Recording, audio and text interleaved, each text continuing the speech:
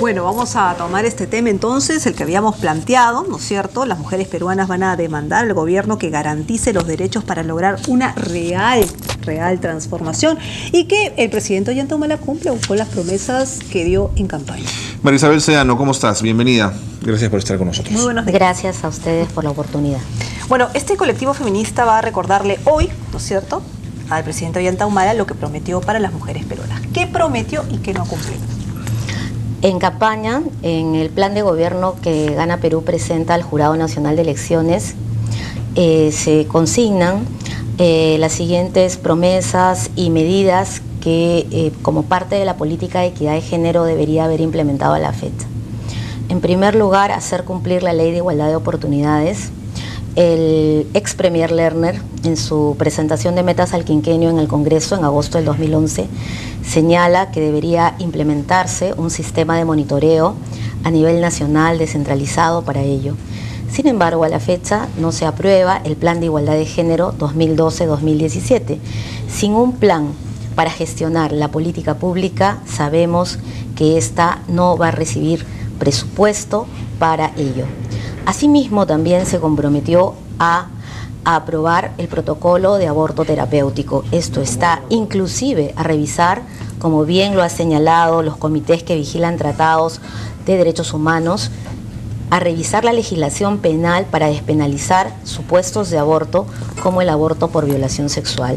Nosotras tenemos registradas las declaraciones del presidente Humala durante campaña, donde señala que él va a aprobar el protocolo de aborto terapéutico y va a someter a revisión la despenalización del aborto por violación sexual y eugenesia. ¿Por qué crees que no lo ha hecho? ¿Por qué crees que no ha cumplido? ¿Un tema de tiempos? ¿Un tema de qué? ¿Desinterés?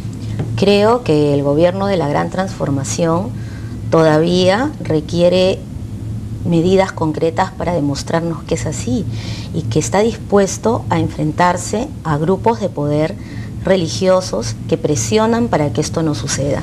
Que no le tema perder puntos de popularidad, que no le tema, sí, una crítica probablemente del monseñor Cipriani cuando esto suceda, y que no diga el señor Tejada, ministro de Salud, que en realidad se practica el aborto terapéutico y que lo del protocolo no es necesario.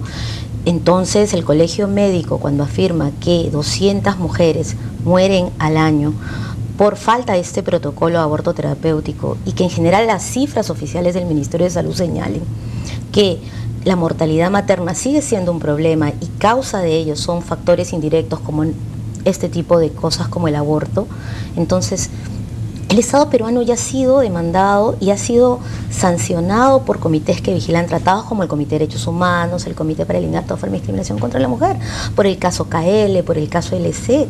Hace poco conocemos muchos más casos. Cuéntanos de ese caso, para graficar un poco de lo que estamos hablando, María Isabel.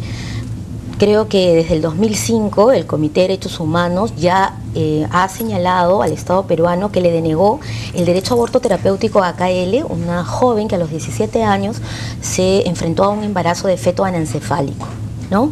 Y el Estado no la repara a la fecha, no la indemniza, no aprueba el protocolo de aborto terapéutico como medida de no repetición para que a ella ni a nadie más le pase esto.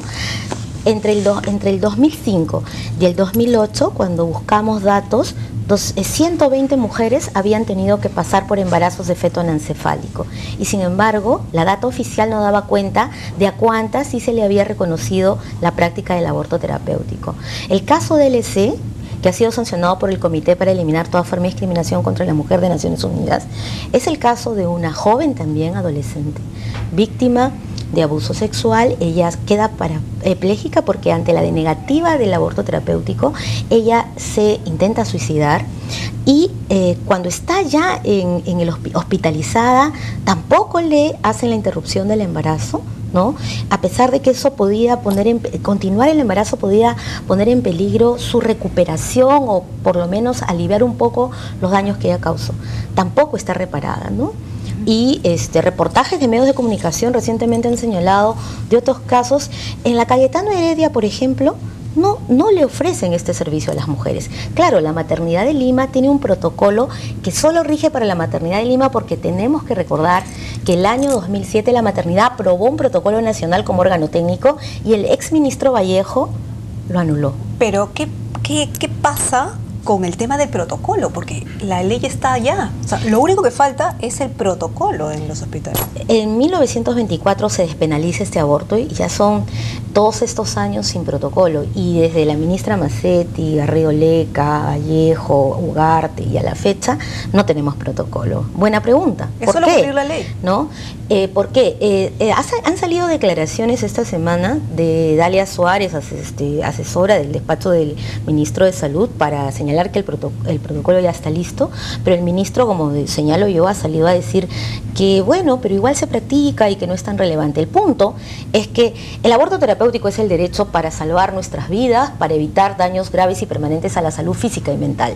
Y lo que dicen los grupos de poder religioso, el Monseñor Cipriani o grupos de conservadores frente a ello, es que, bueno, tal vez la vida, sí, en casos donde peligre la vida, pero que ya no es necesario en los casos de salud física o mental.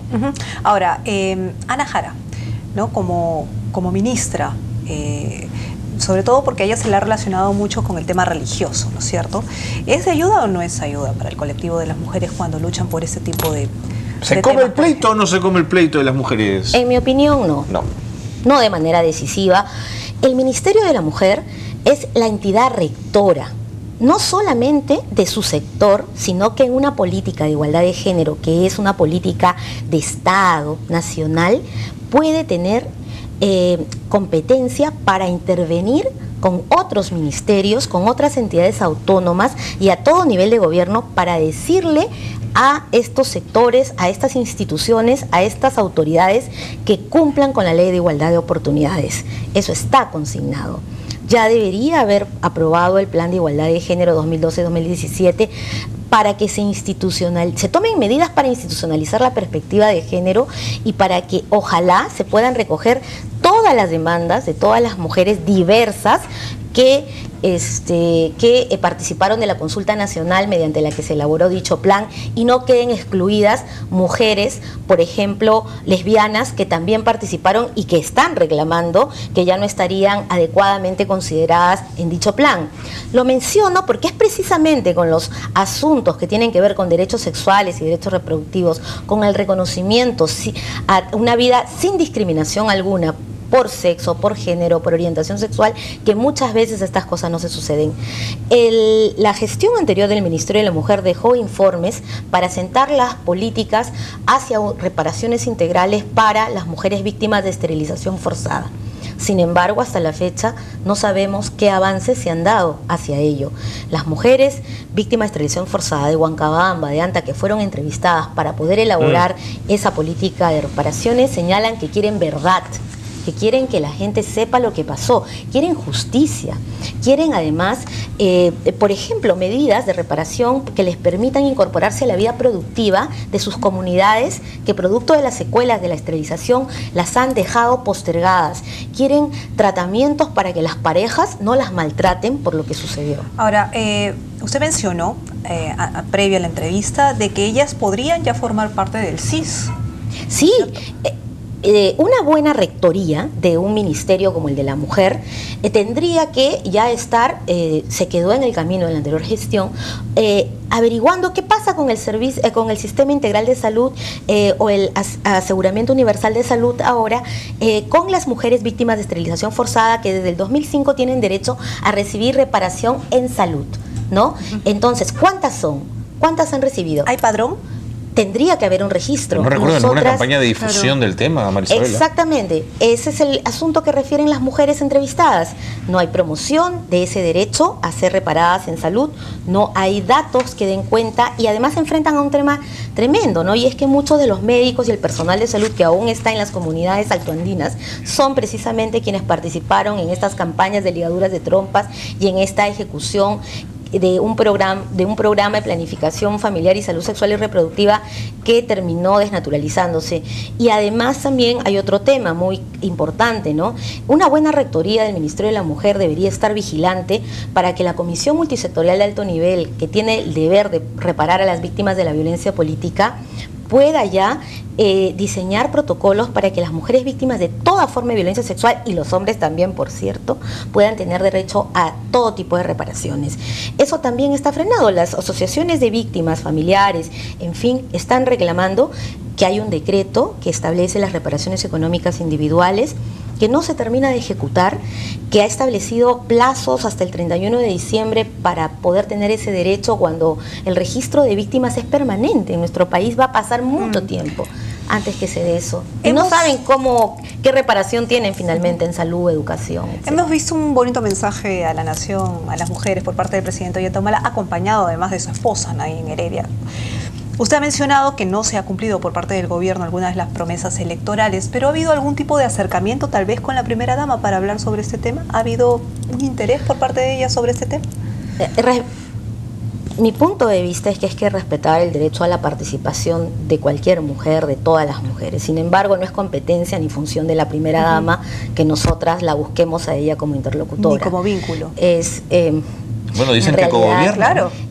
Podría ser. En mi juicio, es una mujer que ejerce su derecho a la participación, que ejerce el poder. Sin embargo, aquí hay autoridades como el premier y como los ministros, no solo de la mujer, de salud y de justicia, que no pueden pasar por agua tibia la necesidad de que tomen medidas inmediatas. Protocolo aborto terapéutico, plan de igualdad de género, reparaciones para las víctimas de esterilización forzada y violencia sexual durante conflicto armado, una ley de consulta previa que le permita a las mujeres participar por igual en el reglamento de esa ley, en las consultas para decidir si hay minería o no en este país, una ley general del trabajo articulada, la ley de igualdad de oportunidades, y finalmente algo que es terrible también, no se ratifica el convenio 189 de trabajo doméstico, y nos han dicho las trabajadoras del hogar que no se va a hacer porque les han dicho que en este país, como la gente tiene sueldo mínimo vital en su mayoría, no le van a poder pagar un sueldo mínimo vital a las trabajadoras. Nos quedan 30 segundos, pero quería preguntarte, a raíz de lo ocurrido en Arequipa, donde una mujer ha sido asesinada y seccionada y encontrada en 2 maletas, se vuelve a repetir la historia, pero ya existe la figura del feminicidio. ¿Cuánto está ayudando a mostrar los delitos, no es cierto, que involucran a mujeres en este caso?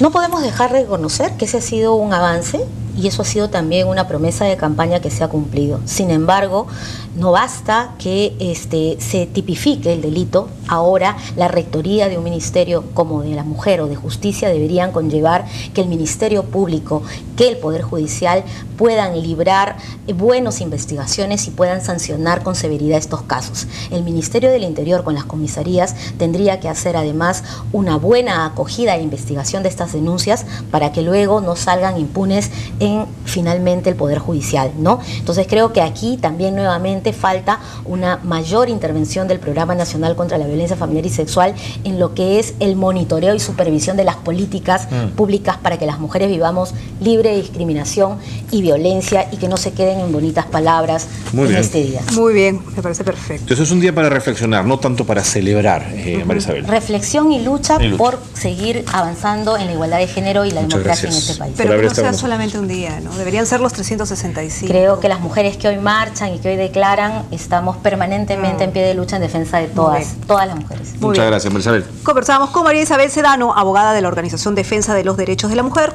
Demos. 8 de la mañana con 40 minutos.